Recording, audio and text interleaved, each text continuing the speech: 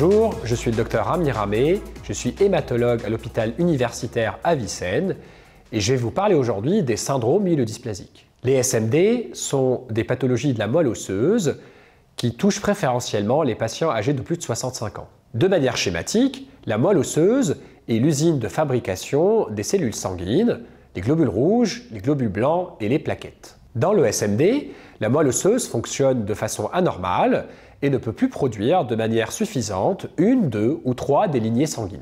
Quand la moelle osseuse des patients est observée au niveau du microscope, les cellules ont un aspect anormal, elles sont qualifiées de dysplasiques, d'où le terme SMD. Le SMD est souvent découvert de manière fortuite lors d'un bilan sanguin qui peut montrer une baisse de l'hémoglobine, définissant ainsi l'anémie.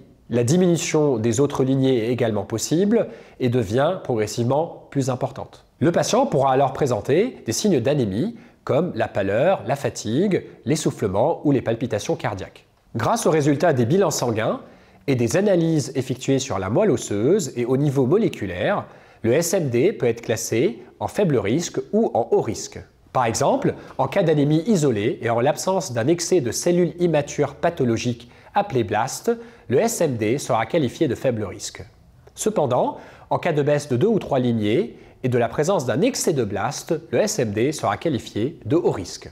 Dans les SMD de faible risque, l'objectif de la prise en charge est de corriger la baisse des cellules sanguines, notamment l'anémie, pour améliorer la qualité de vie du patient et limiter les transfusions sanguines. Dans les SMD de haut risque, l'objectif du traitement est également de corriger la baisse des cellules sanguines, mais aussi de prévenir l'évolution vers une leucémie aiguë myéloïde. Certains patients pourront bénéficier d'une allogreffe de moelle osseuse qui peut guérir complètement le SMD.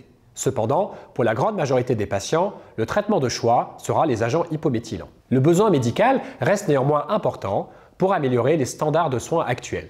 À bientôt pour une nouvelle Minute Hémato.